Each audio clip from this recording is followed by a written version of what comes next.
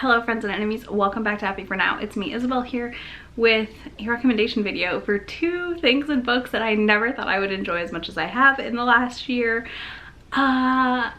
Because let's be honest, I'm not running for anyone. Nor do I have any interest in ever carrying a child. So you just wouldn't expect Primal Play and Breeding Kink to be two things I'm seriously enjoying, and I kind of partially blame Monster Romance for this, but also I think it's just so invigorating because it's different and it's not something you get a lot of in romances yet. Obviously we're all hopeful for more, but yeah, today we've got Primal Play and Breeding Kink Rex. There's a lot of crossover between the two of these. I feel like when you get Primal Play you often also get breeding in a book, so that's a thing. Obviously, also here a blanket content note, proceed with caution on any and all breeding books. I will note, I do not believe, none of the ones I'm wrecking here really end in pregnancy breeding, so there's that. So that's a good thing, which is my preferred kind of breeding kink in my books. So let's dive right in. We are going to start with the ones that are all Primal Play and have no crossover between the two tropes, because two of them have crossover. So first up we have The Four Leaf by Lee Jacquot. This is one that I found because of TikTok. This is a Friends to Lovers, which I do not like. We've discussed this. Not my favorite trope. I've talked about this book a lot since I read it, and if you still haven't picked this up and you watch my channel and you have an interest in Primal Play, I think this is a great option. It is a contemporary Primal Play that follows two childhood best friends. He is a rugby player and she helps run a hotel their family owns. Like, both their families own the hotel, and it follows them playing hide and seek in the hotel and outside and all over. And you know, it's real good, real short, real spacey, and a good time. And the Friends to Lovers setup in this worked really well for me because part of the reason they couldn't be together was due to the fact that he was like gone for rugby. It made sense. Like, it worked really well. So if you haven't picked this up and you want a short Primal Play to try, this is your book. Next we have another one that is a shorty but a goodie, and that is Kink Camp Hunted by Adriana Anders, or A. Anders. This one, okay, so I just read this one and I am just like heart-eyed, love this freaking book. Oh my goodness, this is another solid Primal Play book. This one features them all at a kink camp, so I'm dying for the next book. Also, the setup we got for the next book, I'm very excited. Anyways, this one's main focus is Primal Play, and it follows a girl who's on her first ever trip to kink camp. And she has had an interest in this. Her ex thought it was weird, called her a freak, whatever. She takes an anonymous thing off the board in the coffee shop that is like, you know, respond here, fill out the paperwork, and we'll do Primal Play, and it's all anonymous. She doesn't know who she's playing with. They're safe words. It's very safe, like set up very well for safety on this. And she goes to the woods that night or the next night and they have their first session. It's supposed to be a one and done. It is not. They then play like 2 more times. And she's trying to figure out who he is because he wears like a ski mask the whole time. Oh my goodness. Okay, so she's trying to figure out who it is. We as the reader figured out very quickly. I was like, it's that guy. It's that guy who happens to own the whole camp. He's also a widow. So content warning here for like cancer and grief a little bit, but it's not too heavy in the book. And yeah, we follow their journey of, you know, just crossing the line again and again after they said just one time. And I am a sucker for the just once and never again. And then they keep doing it. I'm like, yes, all of that in my books. I love it. It is one of my favorite things.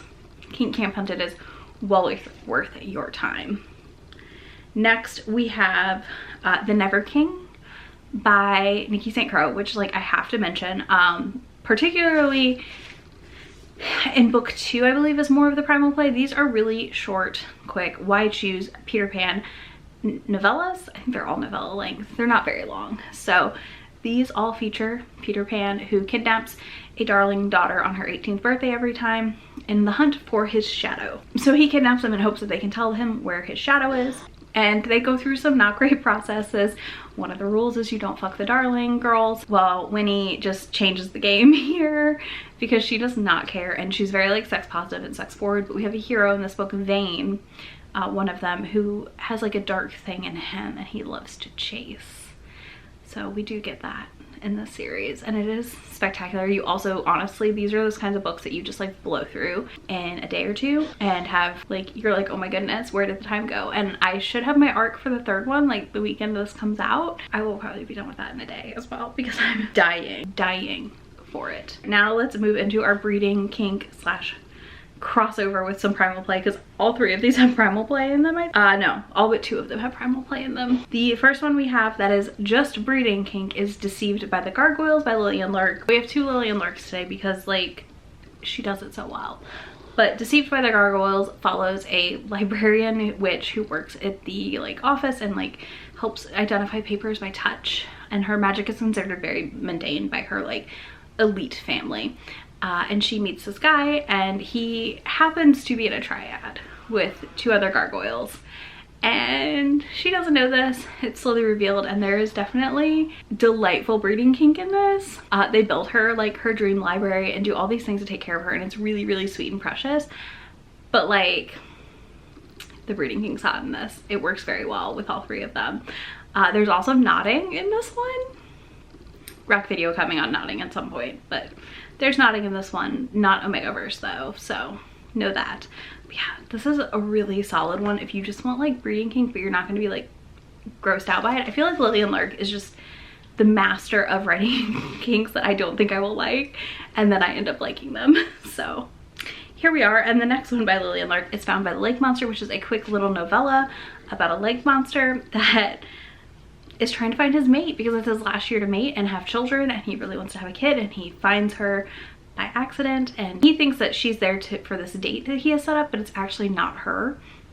So she ends up discovering this whole world as a human, and then we go from there. There's great use of sex toys in this. There's great breeding kink in this. Really interesting mechanics with how she is impregnated in this one. There is pregnancy in this book because it's obvi positioning, where how do I explain this? Something comes out of him and attaches to her cervix and inserts eggs. So there's that. That's how that worked. It was very interesting, honestly, and surprised me. You're probably very uncomfortable. I was also uncomfortable with the idea, but when I read it, it was fine. So do with that info what you will. The last Lillian Lurk has a little bit of primal play in it, and this last one also has primal play and breeding. So this one, The Dragon Bride by Katie Robert, not Lillian Lurk, is delightful. I really enjoyed this. I wished it was a little longer, that's for sure. That was one of my biggest critiques, is I really wanted it to be longer than it was, which is okay, this happens. But I think this overall was a really good time, and I really enjoyed reading it, and I thought the world being set up here was really interesting, and how she ended up in a bargain. I do want to note there is domestic violence, not with the dragon, with her past stuff, and it's really cute how it's handled when he finds out. But yeah, there's this really great scene where they're bathing and like she runs and he chases her, and it is such a good primal play moment that I loved it. But also there's a lot of like breeding in this as well because he's an animal.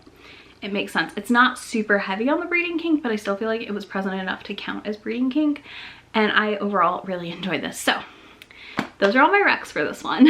If you have a rec for me that fits in this category, leave it in the comments, or let me know what kink you want a recommendation for next, because I would like to start doing these a little more regularly with some of the different kinks I read, because I love them and I love reading ones that are just different.